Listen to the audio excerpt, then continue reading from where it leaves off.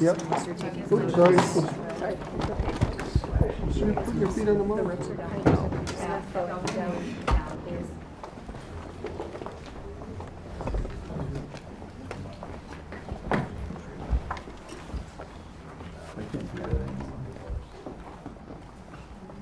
Who's leading the tour? Who was that guy?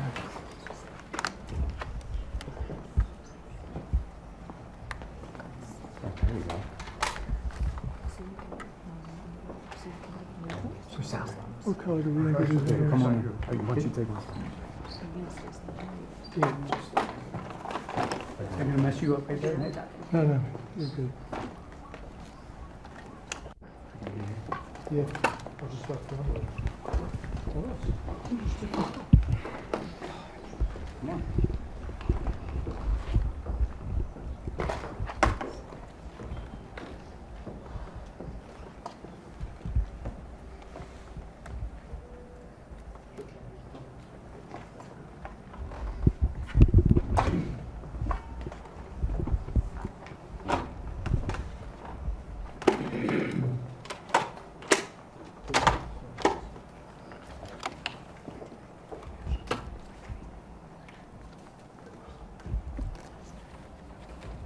Body, she's coming for that direction. That's good information. So neat. You all right, man?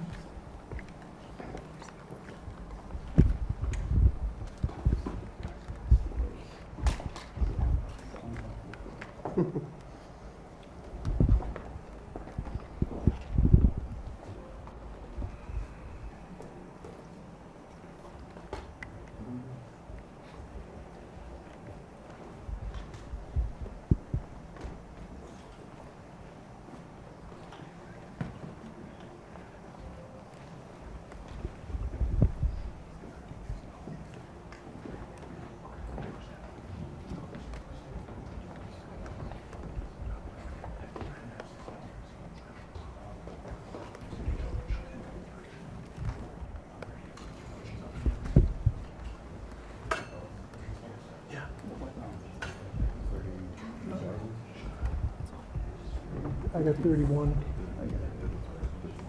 What do you got? Thank you. Well, we're asking.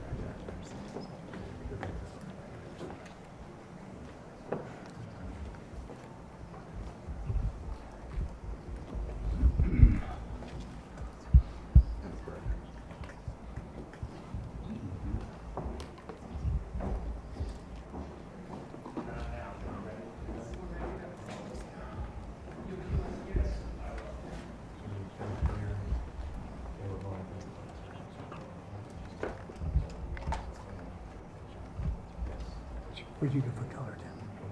31? 31? Yeah. Did you like that one? I'll add a shirt with my white.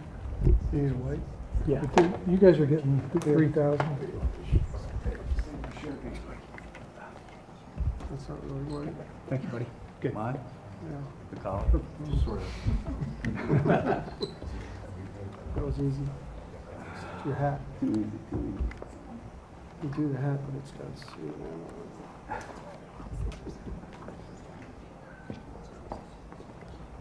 Let me see the talk about it. Tilly? Is it a Tilly? What's it? Is it red? The actual, no, white. Huge. Whole body? Elizabeth loves it. Oh, Please wear it to bed. threw me out of the house. Put it in the car. You can't even see on the windshield. It's called, the actual name of it is the out. Like a scientific outdoor hat. Scientific. Your dad get this one? Research hat, scientific research hat. Okay. Oh yeah. Sent it right to her. That's when she blocked you. It's like a copy of the REI. Did you get it through the door? Oh, that's a Tilly hat. Is it? No. Just like until I got here, it's made up, it's a, Oh, that's you. sorry. Thought it's it was just like Yeah, I until I got got here. How's that? Yeah. So like I ten just want to know of where us. you are, so I don't bump you again. I'm right here. It's one of the Masters logo on it next year. Oh. George loves it, I bet. It's sleeping. Yeah. What, you got kids?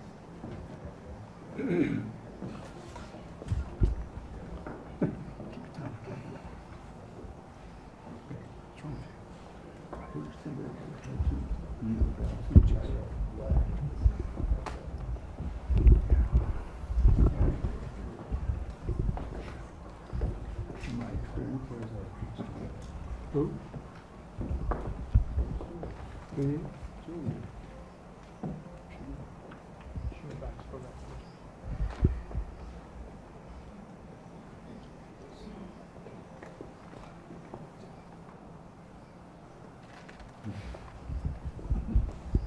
I like that better.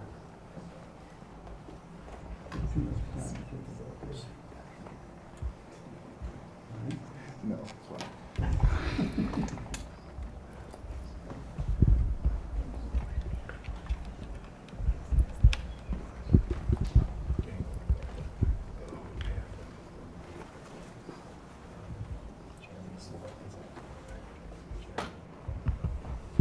Did you call me?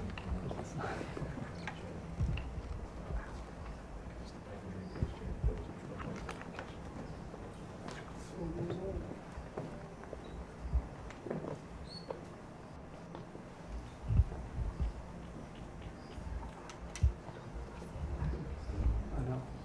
Hey, you can ring it. Tomorrow. You there tomorrow? Mm-hmm.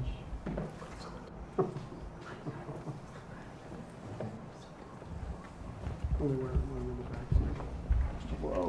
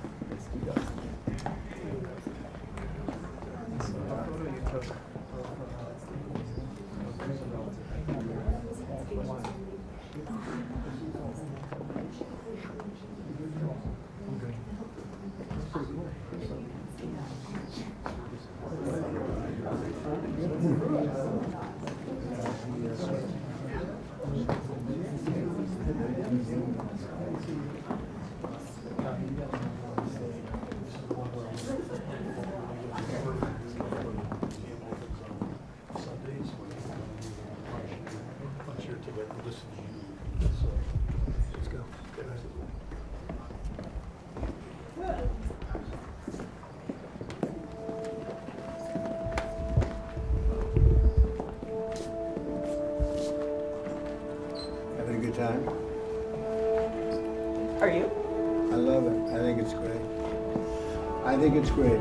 Go ahead.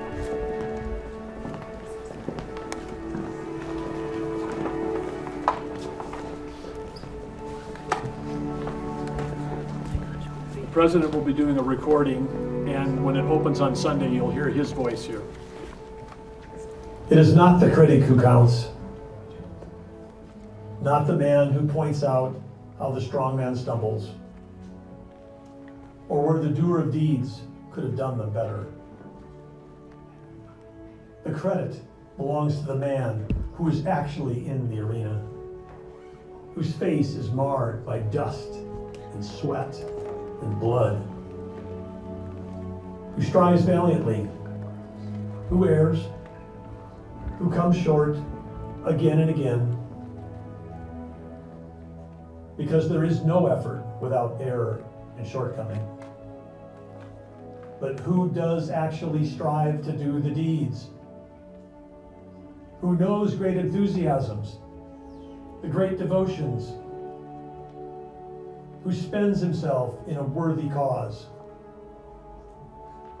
who at the best knows in the end the triumph of high achievement, and who at the worst, if he fails, at least fails while daring greatly,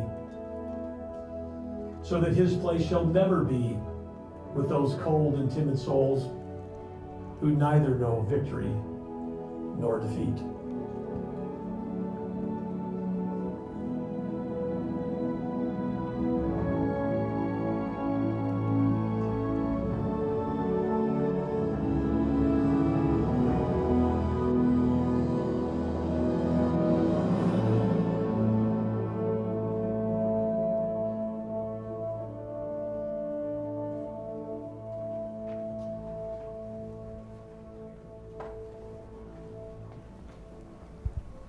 President Trump is the man in the arena, and it's a thrill to have him here to help dedicate this presidential library today.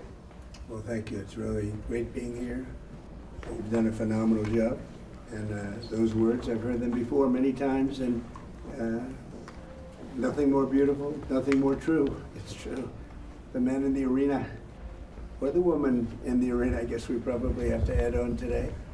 But it's an honor to be here. It's an honor to be at this great museum, great library, great center, and it's a very special place. I think it's going to do very well. It's a part of the country that I love, and I think they love me because I have the all-time record in presidential voting, and that's an honor because they are the people that built America. So thank you very much, and we appreciate it, and we look forward to saying a few words later. We're going to be making a speech in a little while, and hopefully it will be representative of what they stand for out here and what Teddy stood for, because he stood for a lot.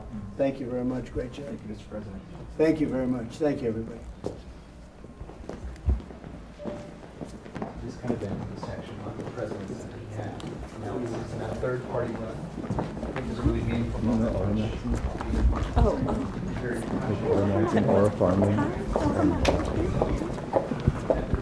Kids go by aura farming. Oh yeah. You can follow a lot of you guys this way.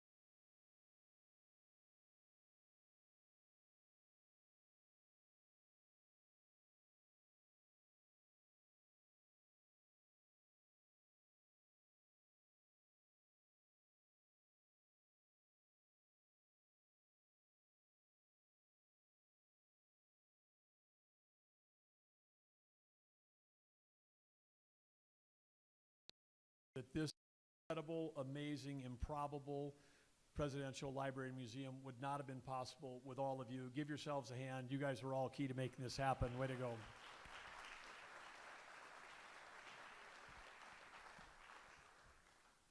You've all been invited to this special private ceremony. We, of course, have a special guest here today on this remarkable and historic day. And we'd like to, also with me on stage, I'd like to introduce Britt Slabinski. Britt is the president of the National Medal of Honor Society, but as you can see, he's also a Medal of Honor winner, so thank you, Britt, for your service. Thank you for everything you've done.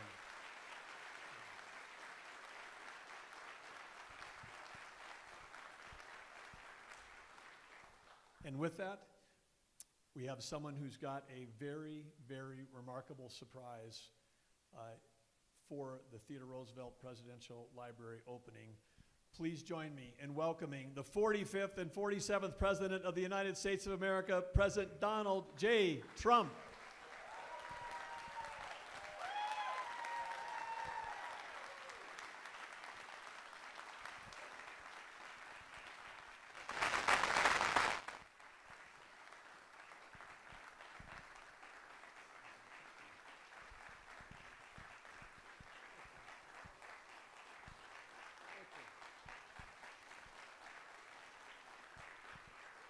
There are a lot of people in this room that are, as we call them, TED heads, people that know a lot of stuff about the history of Theodore Roosevelt.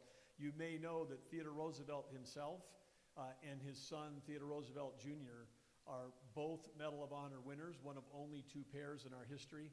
Their Medal of Honors have never been together, but because of the generosity and support of President Trump, he brings with him today, right, this is Theodore Roosevelt's actual Medal of Honor, presenting it to the museum.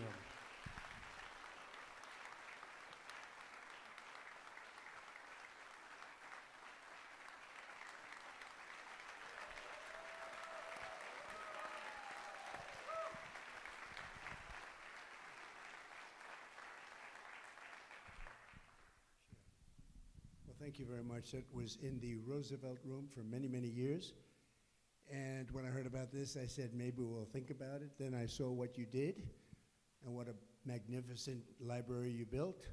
It's really a library, it's a museum, it's a center, and it's a great tribute. And I said, let's take it from the Roosevelt Room, which is a very important room in the White House. I use it all the time. I'll be a little bit lonely in there without it. But I thought this would be a very, really an appropriate place to have it. And it's very special. You're a very special man. There are very few people that have them. You know, I want to give one to myself, but they tell me I'm not allowed to. My son over here, by both of them, I said, fellas, I'd love to give one of them to me. What have I done that where I deserve it? And they couldn't think of anything. So I'm not happy with them today. Now, there's no higher award. That's the Congressional Medal of Honor, the highest award we have. You have the Presidential Medal of Freedom. That's more of the civilian nature, but those two. But in particular that, because what you have to go through is very rough. So it's an honor to be with you. Congratulations. And it's an honor to be with my friend Doug, who's a spectacular Secretary of the Interior, to put it mildly. There's never been anyone better.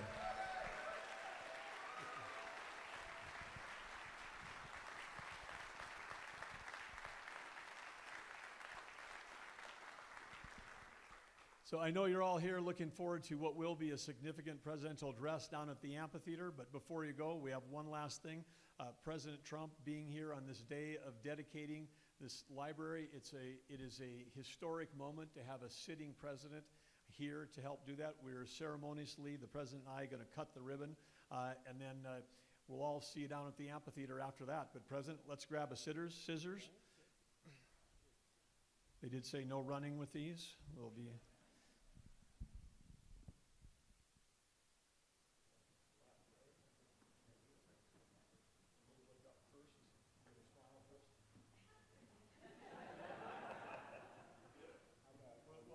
Audience participation. You guys count down from 10. How about that? 10, 9, 8, 7, 6, 5, 4, 3, 2,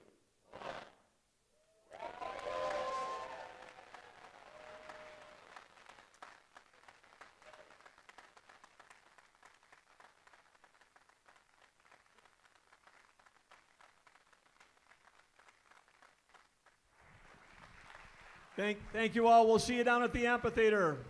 Let's go, North Dakota.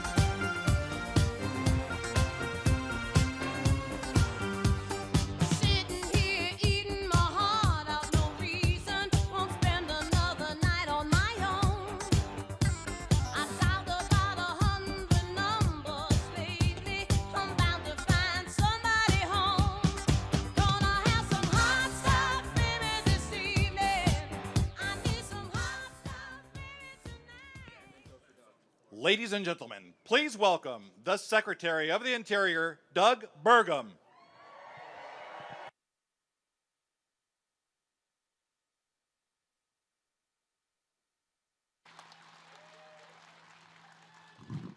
Hello, North Dakota.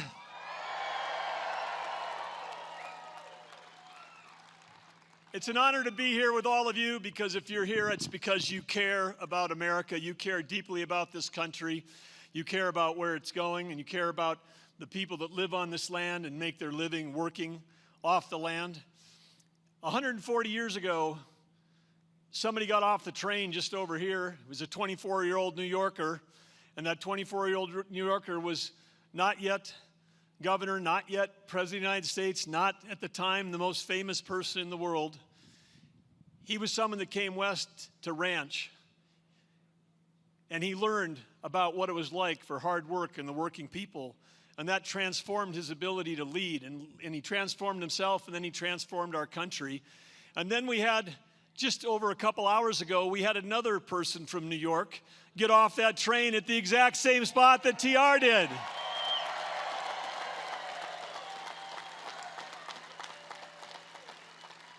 And you know who that is. You know me, and you know that I know hard work, and I have never worked with or for anyone in my life that works harder than the person I'm about ready to introduce. I'm talking 20 hours a day, 7 days a week. And when he's working for all of you. He's working for the American people. And I'm talking about someone who we just moments ago completed the dedication of the opening of the Theodore Roosevelt Presidential Library and Museum here in Medora, North Dakota, at the entrance to Theodore Roosevelt National Park, the only one of our 63 national parks named after a person instead of a place, and what a place it is. But he's here because of all of you. Please give an incredible welcome to our 45th and 47th President, Donald J. Trump.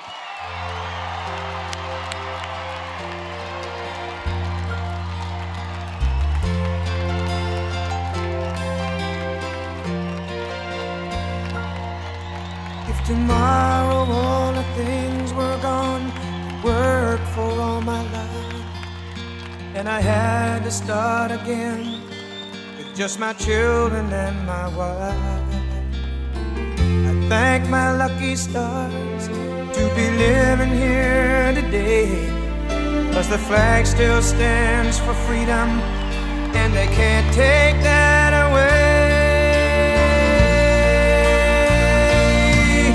And I'm proud to be an American, where at least I know I'm free. And I won't forget the men who died, who gave that right to me. And I gladly stand up next to you and defend her still today, 'cause there ain't no doubt I love this land. God bless the USA.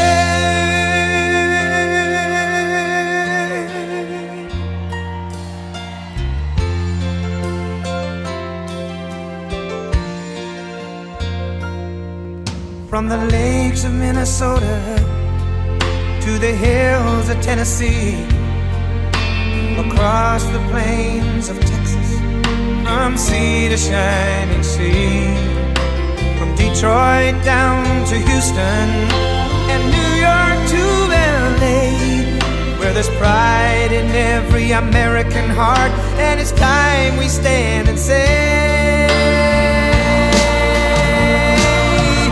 that I'm proud to be an American, where at least I know I'm free. And I won't forget the men who died, who gave that right to me. And I gladly stand up next to you and defend her still today, 'cause there ain't no doubt I love this land. God bless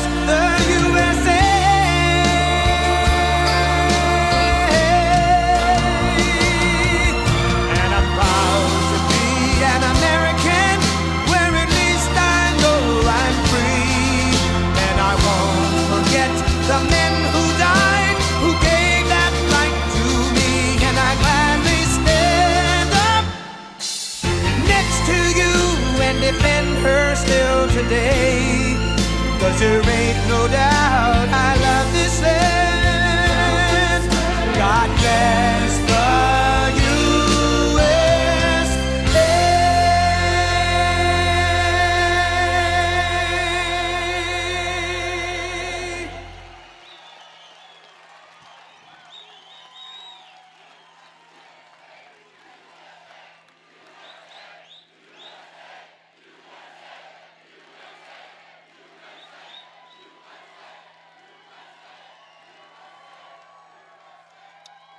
Well, I want to thank everybody. This is an honor. We love you, and you've been so nice to me with those votes. We set every record in the book. But today we come to the heartland of America to pay tribute to a man who embodied the heart and soul and fight and spirit of our country as much as anyone who ever lived. And he's a very special man, and that's why I'm here, President Theodore Roosevelt. And he loved your community, he loved your state. And he was quite something. He was really quite something.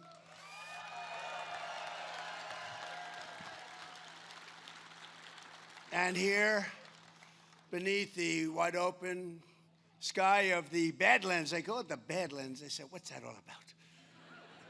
It's pretty cool. It's a pretty cool name, I have to tell you. On the steps of the burning hills, we dedicate a living monument to a legend, a statesman, a soldier, a frontiersman, and a true American hero. This is a very exciting thing for me. And number one, I have to tell you, because this was an inaugural flight of a certain airplane called Air Force One after 37 years.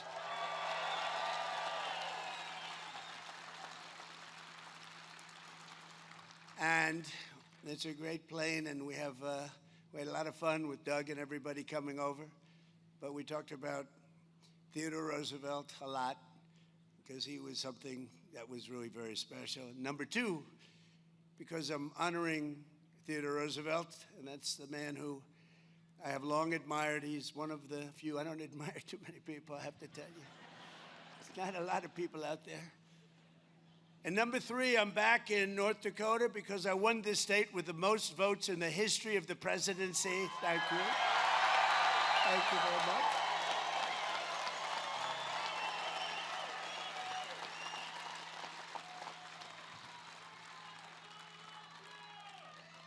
And number four, I have two teleprompters that aren't working, and here I stand.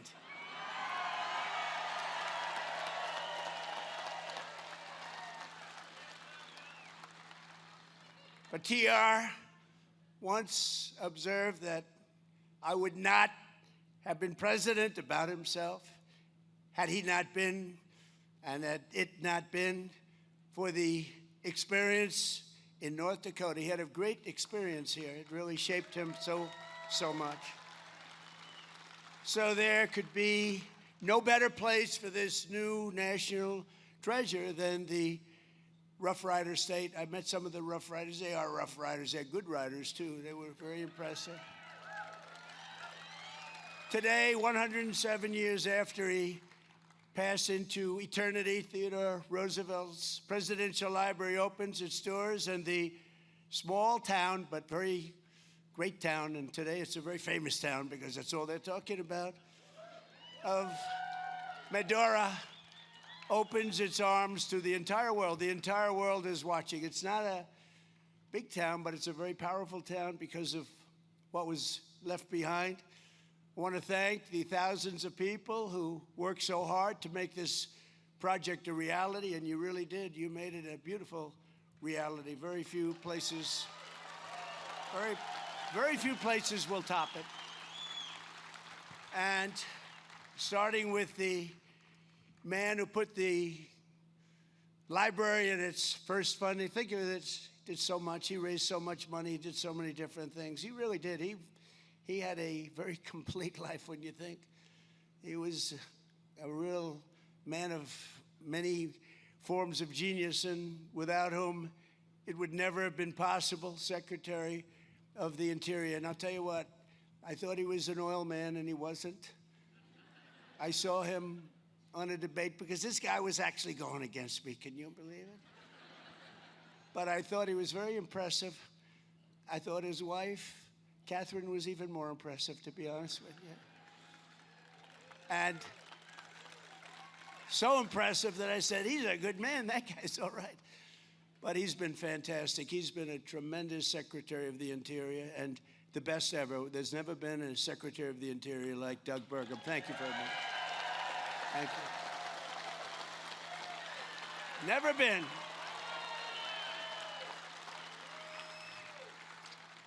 And you know, Doug called me, he said, would you do me a favor? He's really fantastic, because I did not know the gentleman too well. But he said, Kelly Armstrong is fantastic. Would you endorse him for governor? And I did, and he won easily. Kelly Armstrong. Great job you're doing.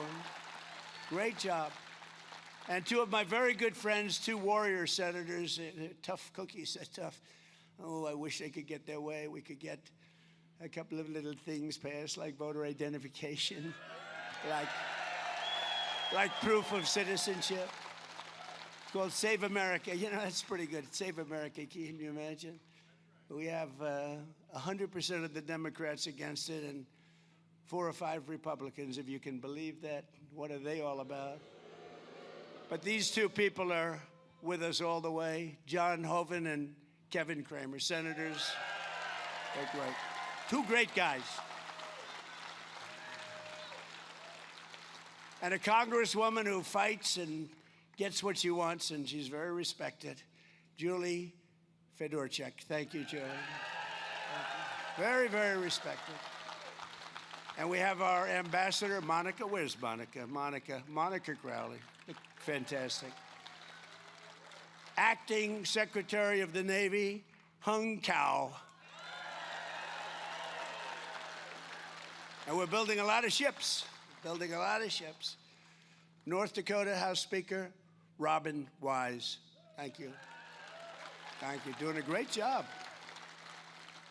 State House Majority Leader, Mike LaFleur. Mike. Thank you, Mike. State Senate Majority Leader, David Hogue. Thank you, David. And all of the members of the North Dakota legislature, I hear every single one. I'm not going to introduce you. You have no chance of that. I'll be here all day, but you're all here. We love you, and you've been with us from day one. Thank you very much. Thank you. And the CEO, who's done a fantastic job, he took me around. I thought it would be maybe 10 minutes, 5 minutes. I've been doing this for 2 hours. Thank goodness I love the subject, or I would not have put up with it. Doug said you could come in. You know, I'm prosecuting a war, which we're winning very easily, by the way. But I said, Doug, let's fly in. We'll do 10, 15 minutes. I know I'm going to love it, and then I'll get out. Oh, absolutely, sir. So then time comes, he got me making speeches. I was over there 2 hours. I know more about that museum than the people that built it. But that's okay, because they did a very good job. I can report that they did a really good job.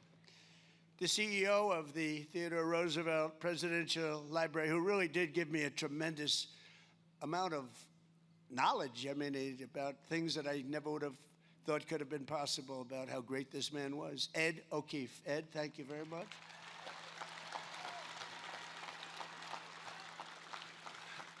And two of my sons are here, Eric and Don.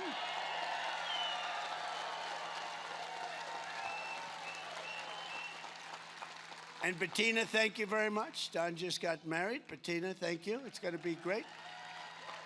Thank you very much. But the members of the Roosevelt family and countless foundation staff, donors, and supporters, everyone's here. And I understand that one local construction worker delayed his retirement by 4 years just to be involved with the building, and they heard I was going to come. I was coming even when I wasn't president. I had agreed to come, and they said, well, when we do it, you're going to be president. So that was during that ridiculous time, that ridiculous that ridiculous 4-year period of time they asked me to come. I said, I'd love to come. And I said, I may or I may not be president. They said, we don't care. We want you to be there. And I always remember that. But they said, you're going to win. You know that. If you run, you're going to win. It turned out we did quite easily, actually. And today I can tell you that we can see why it was worth it. It's really amazing. They've done an amazing job, beautiful job. And you know, they've done it from love. Jobs that are done from love are always better than jobs where you sort of have to follow a plan. They made lots of changes, and every one of them was good, and I think I know about every one of them. After 2.5 hours, I learned every single one of them. But I want to really thank everyone who greeted me at the train station, because that was so famous. That was such a famous train. The last one was President Dwight Eisenhower, and he was actually a very good president. People don't realize he was a general, good general, and he was actually built the interstate highway system. I'd say that alone is pretty good. He was a good, and he was the last one. He was on the back of the exact same train. So the head of the railroad, he was fabulous, and they were explaining all about the train, and they said, wow, that's really some history in the crowd. We had thousands of people over there. It was fantastic. But I have the picture of President Eisenhower in the back of the train, the same exact train. I checked it out because I said, you know, we don't want to make any mistakes because the fake news is watching, and they'll say it wasn't. It wasn't the same train. It wasn't the same train. No, they've been pretty nice to me lately. Look, when you do as well as we're doing, they have to be nice, I guess. They've been pretty nice. And I want to give a very special thanks to the Patriots who gave us such an incredible escort from town. We had more law enforcement. You know, I love law enforcement. Now, according to the people that are running on the other side, in many places, they want to defund the police. That's not going to happen. That's not going to happen. We see them all the time. They said they're social democrats. Doesn't it sound pretty? They're actually communists, but we'll get into that a little bit later. They're not going to win. They're not going to win anything. They got some very unattractive candidates, I have to say. During my first term, it was a privilege to sign the bill that helped get this incredible project underway, and transferring 90 acres. We took it right out of the federal government. We ripped it away from the federal government. They don't know it's missing. They still haven't figured out what the hell happened. And today, the artistry and scholarship, technical skill on display right here and in that museum in particular is just fantastic. It's really great. Things that they actually gave me. You know, we're going to build our museum in Miami. They got me a lot of ideas, Doug. You gave me a lot of ideas, Doug. But they really did it well. Incredible. I even had a conversation with Theodore Roosevelt. I said, what did you think about the Panama Canal? Do you consider that your greatest achievement? How do you feel about the fact that the Democrats gave the Panama Canal away to Panama for $1? You know, he built the Panama Canal, preceded really by a man who was actually, he was the tariff king, William McKinley. He was the president, and they took his name off Mount McKinley, and I put it back on because it deserved it. Put it back on. But McKinley actually, he was assassinated, but he made tremendous amounts of money, made our country very rich. And then Teddy Roosevelt, as the vice president, got in, and he did some incredible things. But one of them, I think one of the most amazing, maybe a lot of people would say the parks. You could say a lot of different elements of his success, so incredible. But he built the Panama Canal. It was the most expensive project to this date, if you bring the dollars forward, ever built in history. 38,000 people died. They died 95% from mosquitoes, malaria, 95%. You expected almost to die. They paid workers from the United States. Mostly, they came in, and mostly, I must say, men. It was a little different time. Today would have men and women, but they had all men. And they paid them massive amounts of money, more than they were making as workers in the United States. It's such a fascinating thing, the Panama Canal. I've studied it long and hard, and when they gave it away, $1. But they died from the mosquito and they died from the snake. They have a viper, a snake, that if you get bit, you're in trouble. If you get bit, you were dead. You were dead. And that wiped out about 5%. We lost 38,000 people building the Panama Canal, our people. 38,000 people died building the Panama Canal. It opened, and from day one, it was very successful.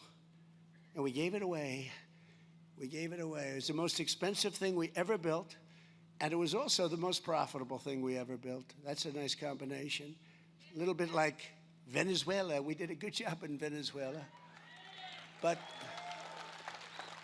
And we're actually doing equally as well with the Islamic Republic of Iran. Maybe you've heard of it.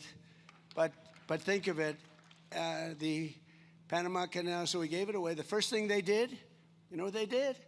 They raised the prices for the ships by 4 times. And they didn't lose one ship. And then they raised it again twice. And they didn't lose one ship. All they did is make tremendous amounts of money for years and years. How stupid was that?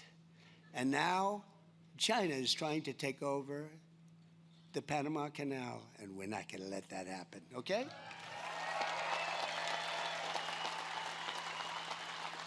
And that was not part of the script, because I don't really have a script, because this thing doesn't work. It's appropriate. The one on my right is slightly better than the one on my left. The one on my left is a waste of time. It's a little like politics. The one on my right is a little bit.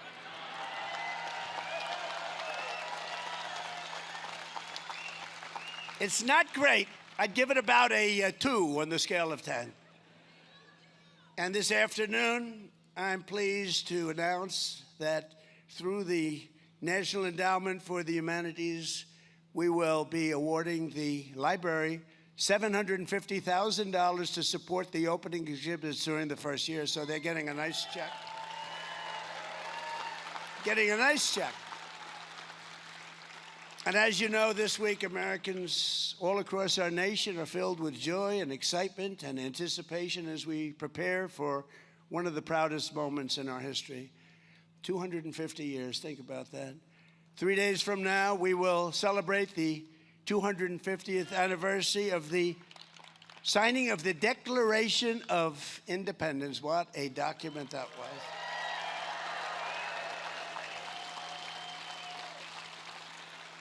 And this week, we look back on 250 years of glorious freedom, and we took so much time and so much effort. And by the way, on July 4th, it's going to be approximately 107 degrees out.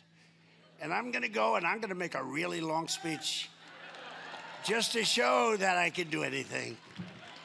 It's going to be 107. But you know what? They also predicted the fight that we had 3 weeks ago was unbelievable at the White House. They said a week before, 6 days, 5 days, 4 days, 3 days, 2 days, 1 day. They said it was going to rain. It's going to be horrible. You're going to have to cancel the fight. Sure, we're going to have to cancel. This was a big event. This was one of the highest rated fights in history. It was on CBS National on a Sunday night, not a Saturday night. Saturday nights are called Death Valley for television. I know a lot about ratings.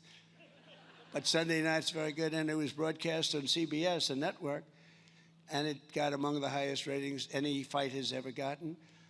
But they said it was going to rain, and I talked to Dana White. I said, Dana, I don't know, this is bad. Sir, it's 100% chance of rain. I said, you sure, like maybe 90? No, 100%, sir. So it was 7 o'clock, and it wasn't raining. Then it started at 8 o'clock, and we were going to delay it till 12 o'clock midnight. I said, that's not good. But it wasn't raining at 8 o'clock. And it wasn't raining at 8:30. And we had the fight on time. And it never rained. Never rained. So you never know about weather forecasting, do you? With all the money we spend all that money. That's happened before. We had a big march in Washington. You remember that? That was going to be rained out, sir. We're going to have to change it. Rained out, never rained. So we're getting pretty good at that. But this is a time to rediscover the indomitable spirit that built our country and all that will ensure America always remains the most exceptional nation on the face of the earth. We're not going to let communists get in our way. We're not going to let anyone get in our way. Not the communists. It's a very unattractive lot. They're not going to do it. They're not doing anything. Those people, what they're doing, they're so stupid. They're so stupid. There could be no better place to begin this rediscovery than with the life, times, and passions of Theodore Roosevelt. He had great passion. The Colonel, they called him, was an American man. He was really a great he-man. He was an American man through and through. His chest swelled with American optimism, confidence, enthusiasm, pride. His heart beat with an unyielding sense of America's destiny and pride, and that pride was bigger. The biggest word for him, I think, was pride. He was a proud man. But I'm a proud man. I'm proud of our country. I'm proud that 2 years ago we had a country that was a laughingstock all over the world, and now we have the hottest country anywhere in the world, the most respected country anywhere in the world. But as a young boy, I saw that he loved Lincoln, and Lincoln's casket would pass through a nation torn apart by civil war. I don't know if you know that. I think Teddy Roosevelt, is probably his biggest. I was trying to get that today, and I think it came pretty loud and clear. Abraham Lincoln was the person that he most respected, most admired, most looked up to.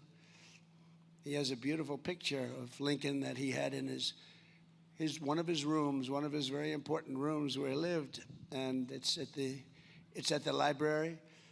By the end of the 60 years, TR had transformed his country by the reach of his vision. He had a great vision, and by the force of his will, into one of the greatest places, one of the greatest empires, one of the most incredible countries, ready to take its rightful place as the strongest and most respected nation anywhere in the world. They didn't have people that they had no idea where they were.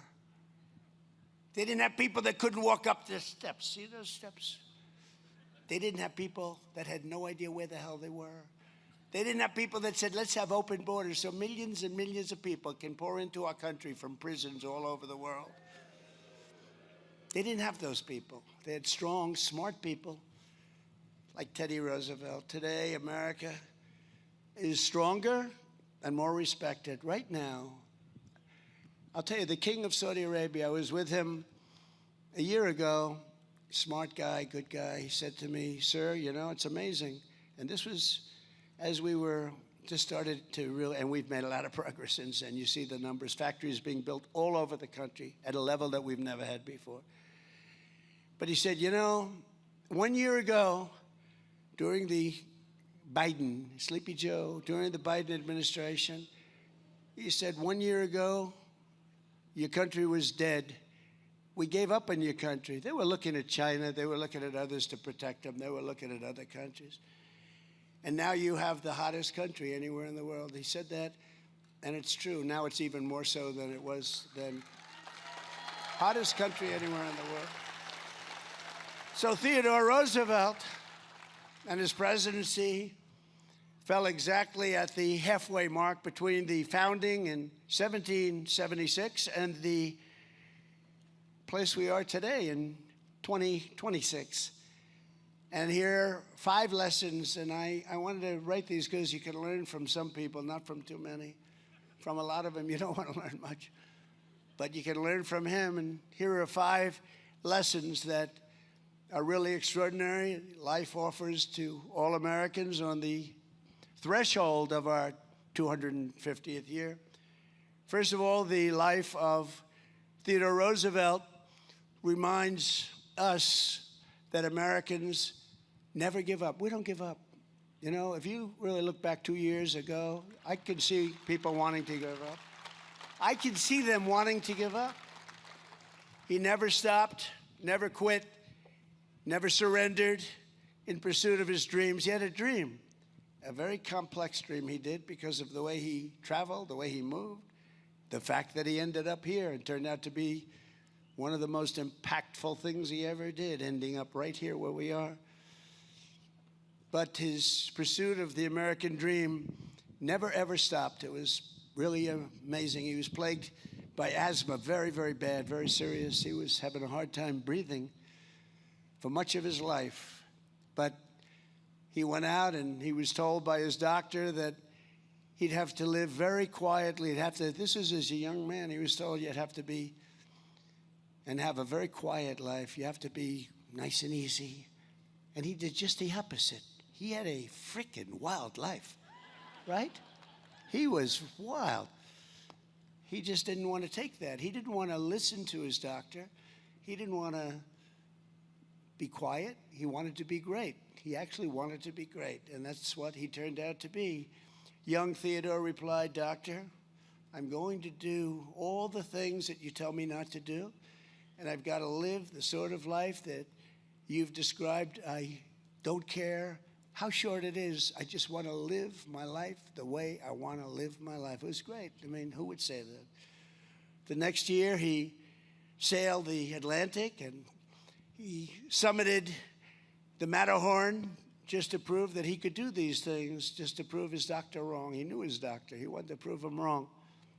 Maybe it wasn't smart, but it worked out okay.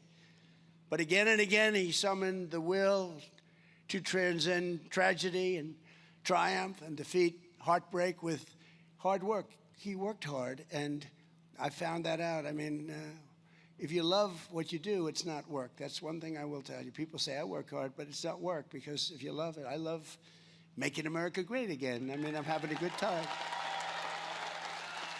So it's not work. We call it work, but it's not.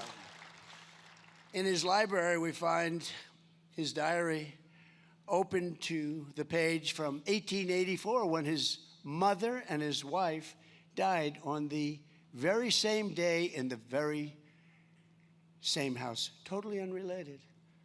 Just a tragic moment, but unrelated. There wasn't an accident where both of them were killed. They just died. And he came back home and he said, what happened? They're both dead. Different parts of the house, had nothing to do. It's just an amazing. Wife was very young. Mother was older, but she was getting by. The light has gone out from my life, he wrote. But Theodore Roosevelt did not surrender to fate. He came here to Medora and made himself fate's master. I said, I want to be fate's master. He wanted to turn the tables, and he really showed that that's what Americans can do. That's what people can do, beyond Americans. That's what people can do if they really believe and they set their mind to it, and if they're competent. I mean, you have to be competent. You have to be smart. It's nice to say anybody can do it. Not anybody can do it. They'd like to say, oh, anybody can do it. No, no. But he was a special person. He arrived at this town, narrow-chested, 140 pounds. He looked pretty bad to the people here, because they're pretty tough people around here, never changed. He was sick. He was shattered from the death of these two people that he loved the most.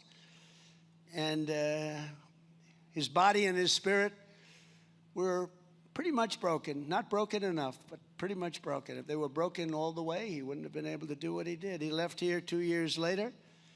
He weighed 40 pounds more, and he was strong as an ox. They say it was 40 pounds of muscle. I don't know how the hell that happened.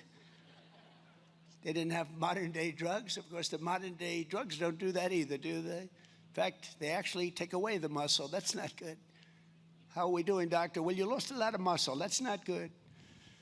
But we didn't have any of that. He was 40 pounds of steel, the vital man of vigor, who would become president of the United States not that long after he left. Wow, that's amazing. I know what it takes to do that. It's tough. As a sheriff's deputy, he heard 3 thieves had stolen the only boat in town, so he built another, and over 3 days chased the criminals 300 miles. He wanted all those poor criminals. We need a little bit more of that in our country, but we do pretty good. We have the best border we've ever had. We do pretty good. Think of it, we have the best border, strongest border. We went from the worst border in history in 3 months to the best border in history, so we do okay. But he was a man who could get crushed beneath a horse. He was crushed. Get up, and he kept riding. People said, you got to get back. We got to get you to, no, I'm going to keep riding. He could take a bullet to the chest, stand up, and keep speaking. He had a little luck. He had a lot of paper there. I saw it today, a bullet hole right through both of them. But so lucky, got lucky, but other people wouldn't have done what he did. He could feel sick, and he was often feeling sick. Deep in the Amazon jungles, he would get extremely sick. Maybe he shouldn't have been there. He knew what was happening. It was a very dangerous place from that standpoint, from the standpoint of catching some pretty bad diseases, and he caught them. And yet he carried on. When he was half dead, and most people think he was going to die, they thought he was going to die. They said, Teddy Roosevelt is going to die, but he carried on, and he was still standing. He never sat. He never rested. He just kept going. As America turns 250 years old, we look at this remarkable man, and we recall that with effort, determination, and drive, there is nothing that Americans of competence cannot do. Nothing.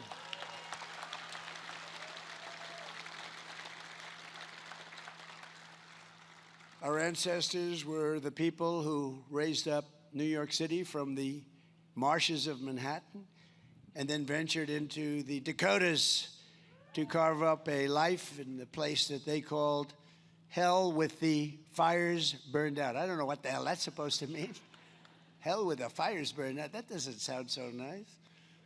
But you did, and you've become a tremendously wealthy state, a very successful state with low taxes. I mean, you have great government.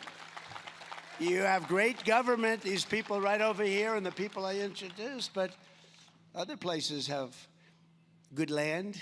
They have valuable assets under the land, and they're losing. You know, California was our third biggest oil drilling state, Doug, not so long ago. It's got tremendous amounts of oil. Nobody knows that. It was third after Texas. Years ago, it was a big oil drilling. Now they won't drill because the environmental lunatics have said don't do it, and it's not a state that's doing very well. In fact, it's doing extremely poorly. One of the most beautiful states in the world, best weather, best everything.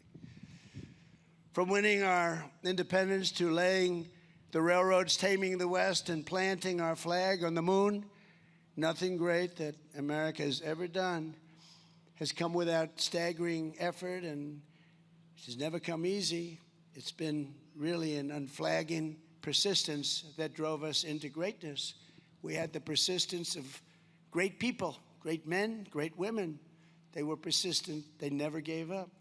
This country was built on the conviction that just because something is hard to do, that only means that Americans try even harder, and they succeed almost all the time.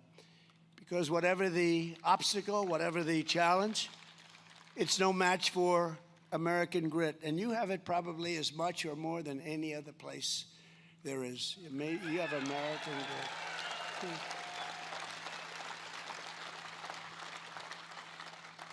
And second, Theodore Roosevelt reminds us all that to be a great nation and to be a free nation, we must have courage. Without courage, you have nothing. As TR once put it, freedom is not a gift that lasts long in the hands of cowards. How about that? Doesn't last long in the hands of cowards. What a great statement.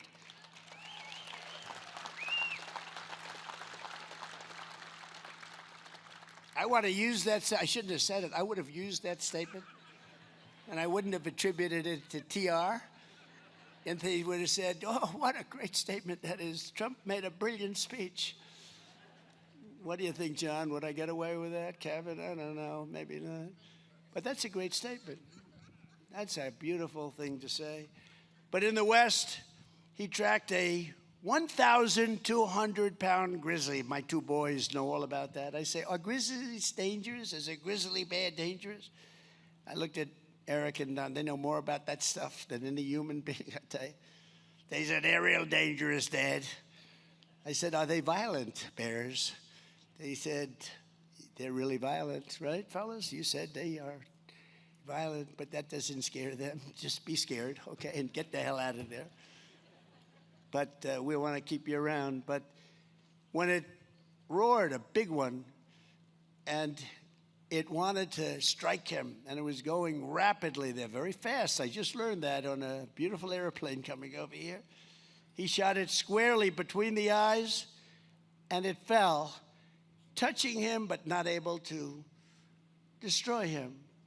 When he heard a man here threaten to kill him right here, one of your tough people, is he around by any chance? Would you please stand up? He rode to his house. He rode to the man's house, knocked on his door. The man threatened to kill him. He said, I'm going to kill Roosevelt. And he declared that I've come over to see what you want to begin with, and how do you want to begin the killing, he said. How do you want to begin? I'm right here in front of you. How do you want to begin the killing? That's a little different kind of a guy. By a coincidence of history, it was exactly 128 years ago today that Colonel Roosevelt gave our nation one of the greatest examples of American courage the age-old chronicles of military valor have ever seen. After commandeering a ship to Cuba for the volunteer regiment, he personally raised and trained his incredible Rough Riders. The Rough Riders, I saw the Rough Riders. What the hell are the Rough Riders? Look at these guys. I wish I looked like that. If I looked like them, I would have been president 20 years ago. You guys are great. Thank you. They could really ride those horses. They let us in. They were going faster than the car. I said to my guys, is there any danger in the way they're riding? Yeah, there's danger, sir, but they're great riders. You guys are fantastic. Thank you.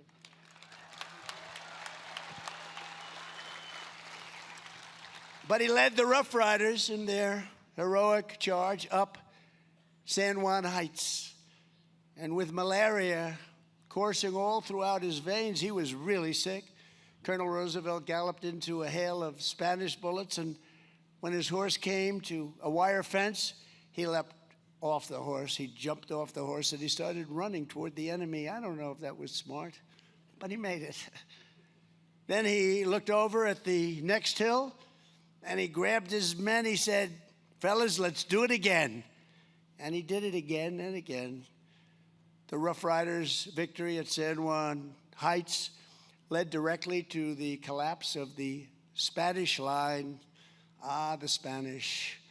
They're members of NATO, but not very good members of NATO. They say, no, we don't want to help other people. What are we doing, huh? They are not behaving nicely, but they will learn.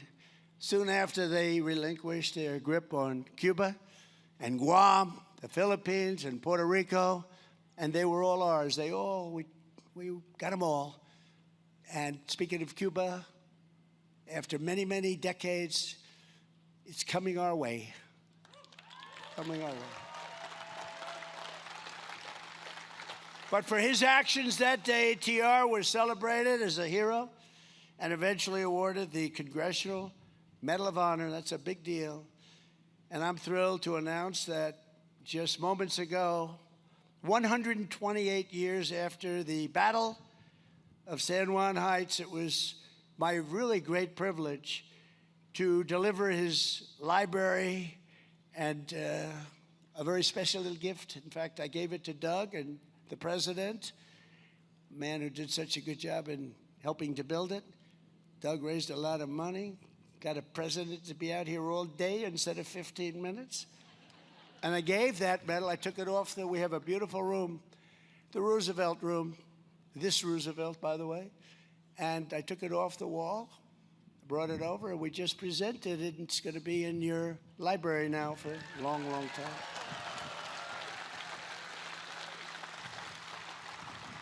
And it'll be displayed alongside the Medal of Honor earned by his brave son. His son was brave. It's genetics, you know, it's like the racehorse theory, right? Fast horses.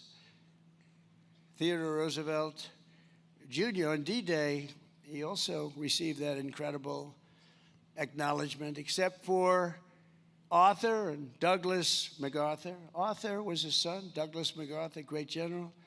They're the only father and son pair to receive our nation's highest military award for courage above and beyond the call of duty. Now, as I see my two beautiful sons sitting there, I think I'm going to give one to myself, one to them, and we'll have a threesome, okay? I'll pick out one of the two.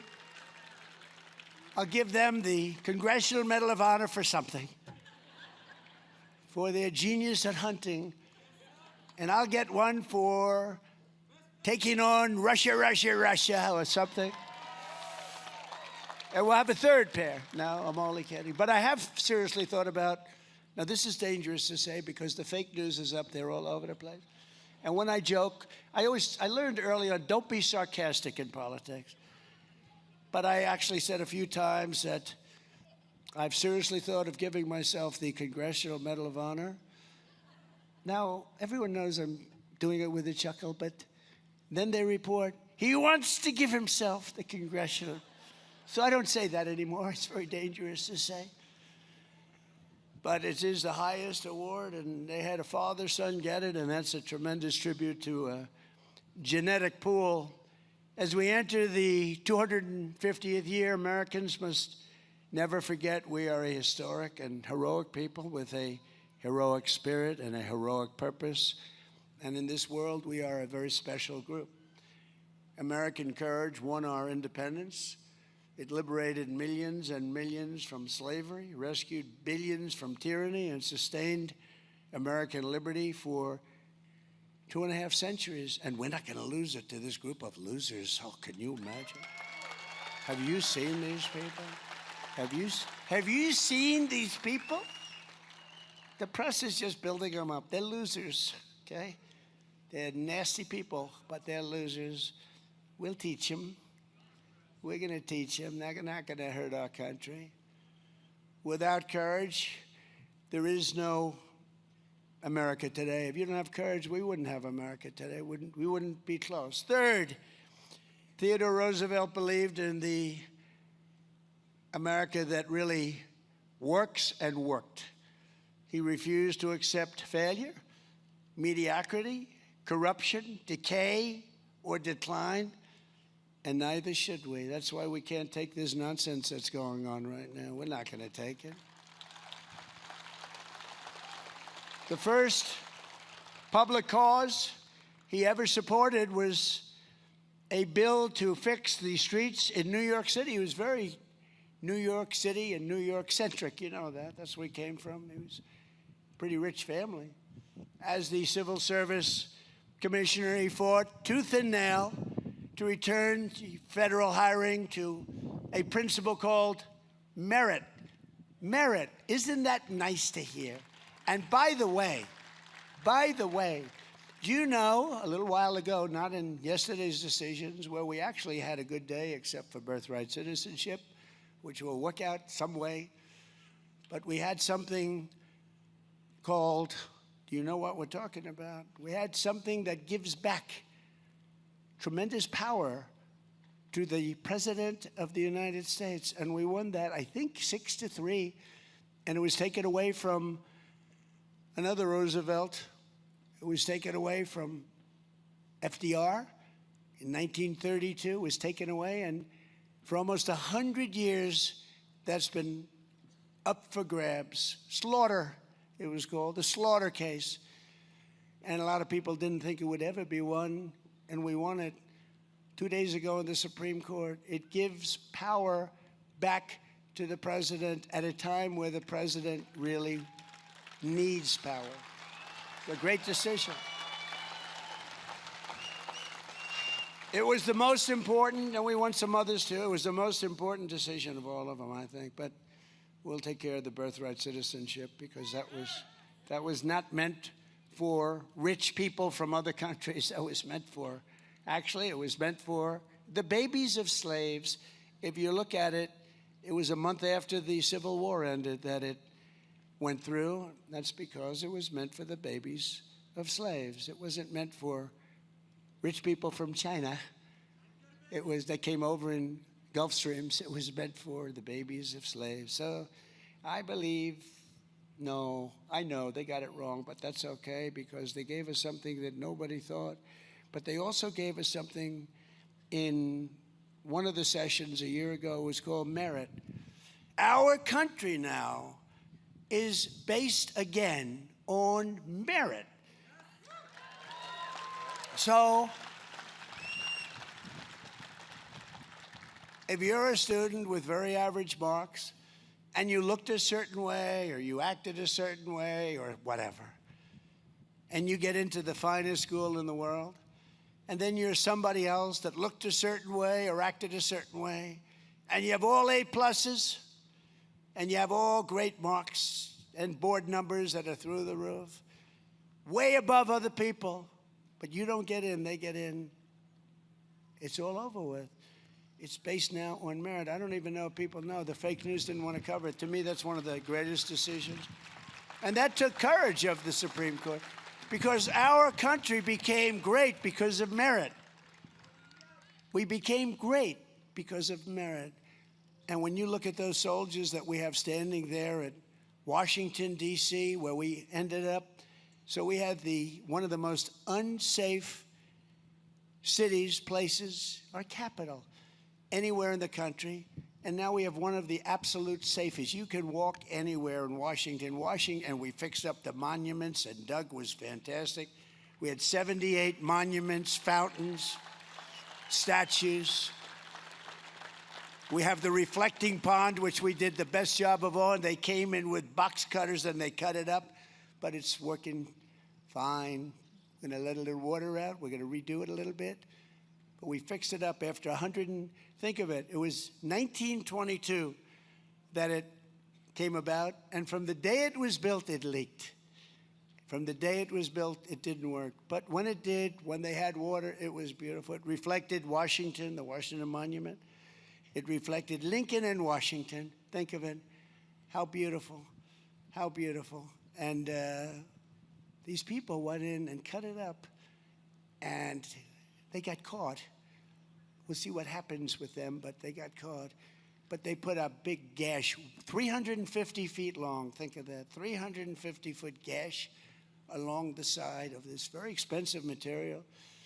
But it will have it all. It's already good. We want to have it done for July 4th, and it was done for July 4th. And it's operating right now, but we'll let a little water out. We'll fix it up very quickly, Doug, and it'll be just as good. But we have, for the first time ever, what they don't say, we spent a very small amount of money too. What they don't say is Barack Hussein Obama. Have you heard of him? Barack Hussein Obama spent tens of millions of dollars trying to fix it, and it was a disaster. Sleepy Joe Biden spent millions of dollars trying to fix it, and he was unable to do it. But we did it, and it works beautifully. It's a beautiful, we got rid of the algae, which they put in. They put in algae. Who the hell put in algae? They had a couple of people with signs, protect the algae. Can you believe this? This world has gone crazy. But today I'm proud to say that after 4 years of decline, America is once again a nation that has strong borders, is respected by everyone, all countries all over the world. They respect your president and they respect you. When they respect your president, they respect you. And we solve problems and we take things on just like Theodore Roosevelt took things on. He took them on directly, right at them. He stared in their face. But our laws will be enforced. Our laws will be protected. And our law enforcement is respected again. You know, one of the things that I'm most proud of, when I was running in the campaign and even before I announced, you could not get people to join the military. We had the worst years we've ever had under Sleepy Joe Biden. He had no idea what the hell he was doing. And people were ashamed of our country. And you couldn't get them to join. And then we had a beautiful day, November 5th, and we won it by a lot. We won by just a lot. It was incredible. We beat a woman named Kamala. We beat a brilliant young woman named Kamala who had no clue. She was the border czar. She never went to the border. She never called the border patrol. I said, fellas, you ever get a call from Kamala? She's the border czar. No, sir, she never called. I used to call them every other day. How we doing on the border? 2 months, and we had a border that was perfect. 2 months. But Kamala never called, and she never went. So for 4 years, she was the border czar. She never went to the border. It doesn't typically play out very well. And we had the worst border in the world. But these are the people that were running our government, that we were a laughing stock all over the world. Not anymore. They don't laugh at us anymore. A government that was honest and accountable was the #1 demand of the Declaration of Independence. They want honesty. They want respect. And on this anniversary, we recommit ourselves to upholding that righteous legacy. And that's why I'm here. I'm in a state that I won by a landslide, but I won a lot of them by landslides, in all fairness. But this was a beauty. This was a beauty.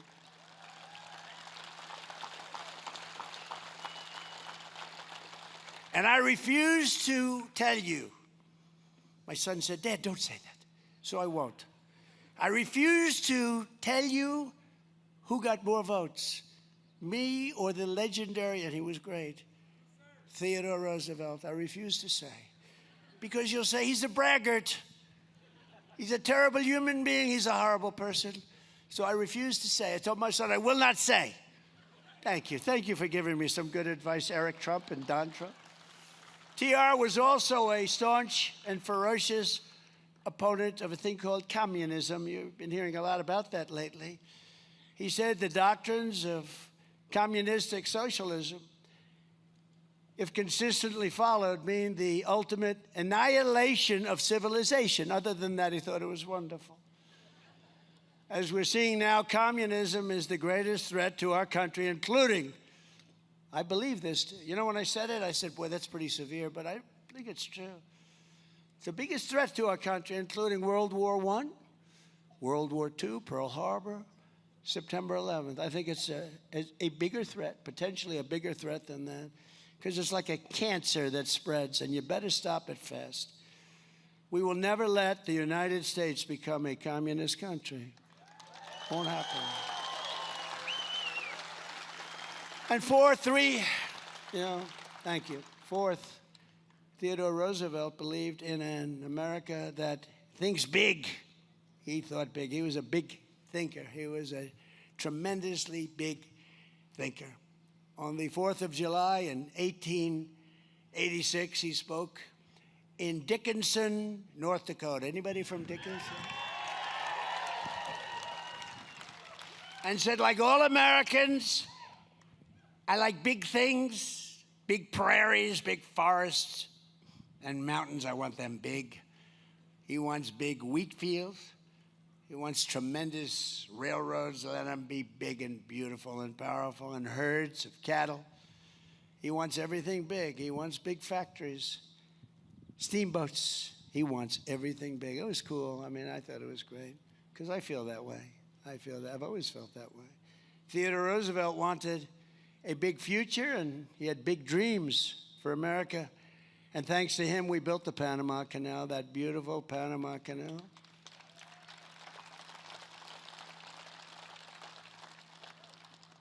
That is not managed the way it should be, but we won't talk about that now.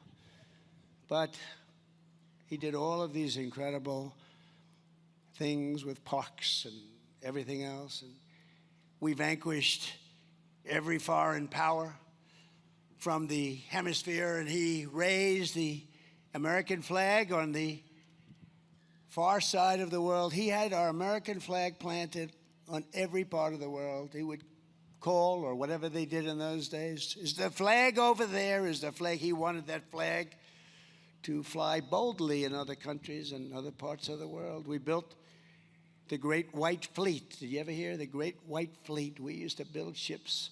We're going to start very soon building them again. We're building them like will you see, although we do build the greatest submarines ever in the world. We're 15 years ahead on submarines and other things.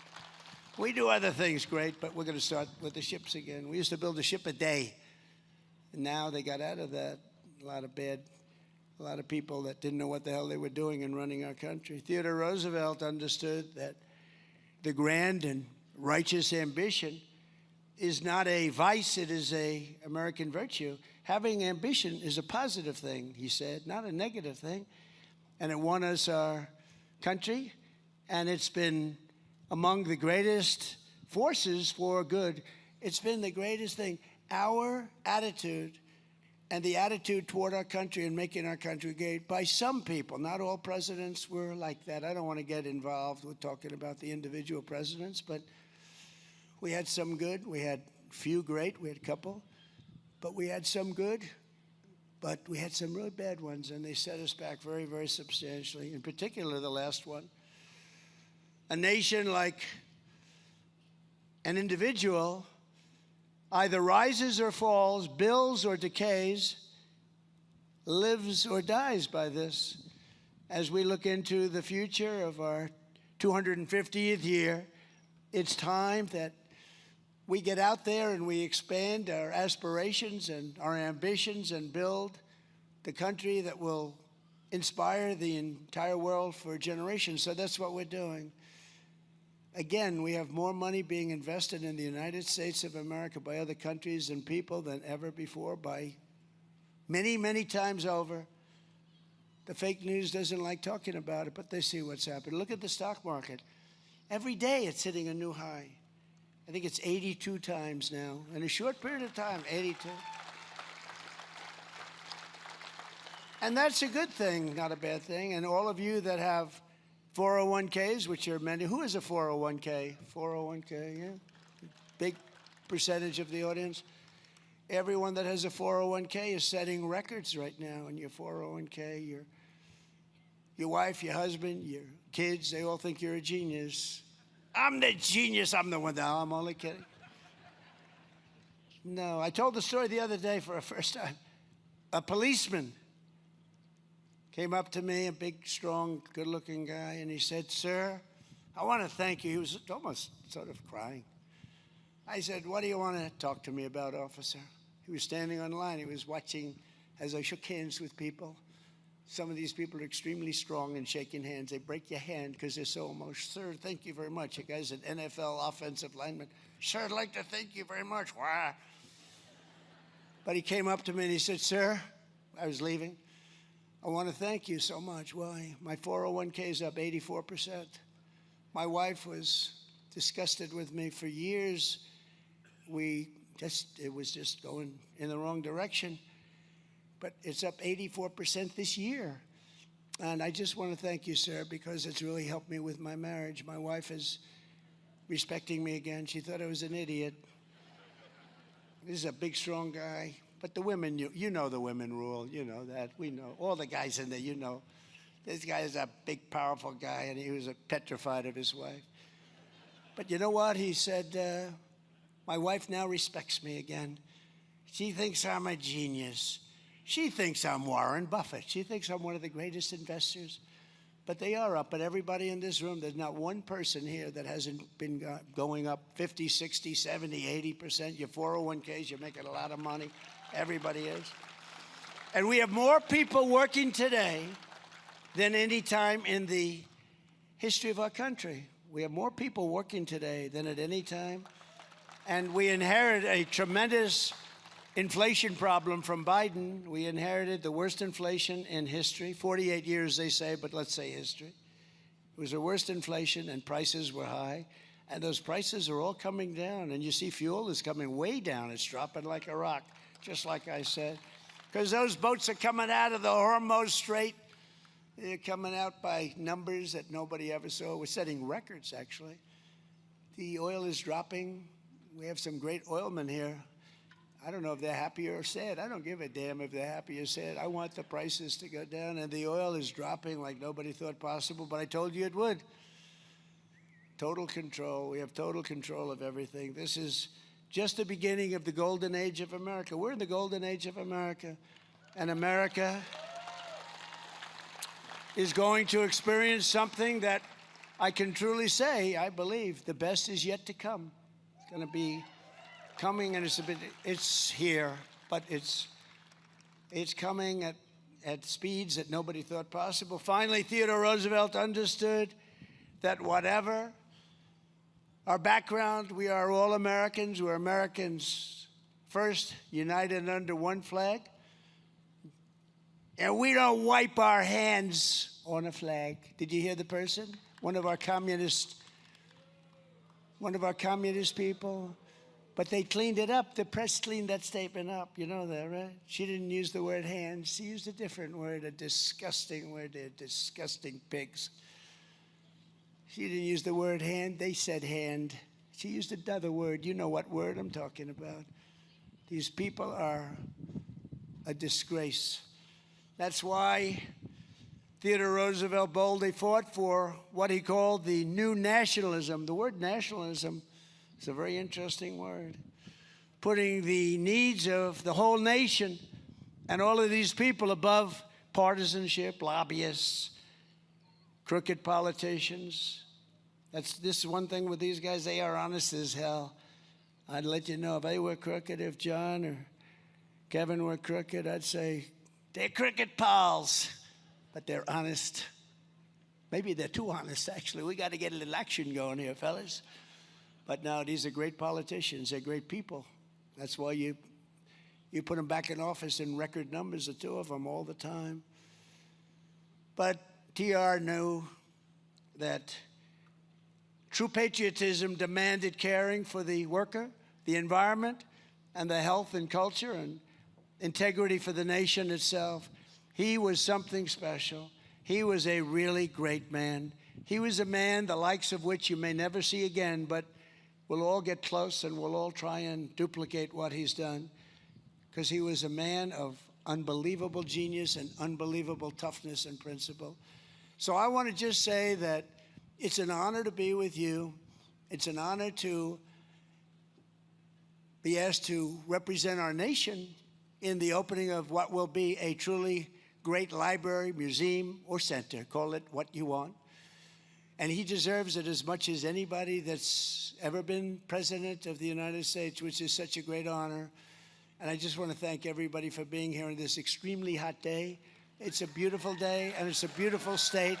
And I want to thank you all. Thank you very much, everybody. Thank you. Thank you very much. Thank you.